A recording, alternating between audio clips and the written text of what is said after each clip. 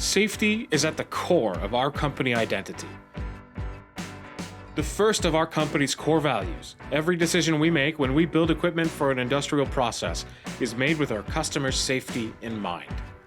Central to our approach of safety in temperature control systems is the Factory Acceptance Test, or FAT, we perform for every system before it leaves our factory doors. During the FAT, the unit is run at operational temperature, and the system is tested to make sure all the components and safety interlocks are functioning as intended. Whenever possible, we use the same fluid as your process, avoiding contamination once the system is in place at your facility. As our valued customer, you are invited to witness this FAT and get to know your equipment before it leaves our doors. We always are happy to give operational and safety training while you're here in Carnegie. However, we know that travel isn't always convenient.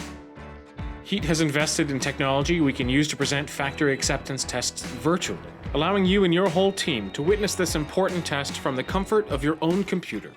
We also have the capability to record these tests and send you the recording for your reference, or for watching back later at your convenience. We strive to present these virtual tests as clearly as we can.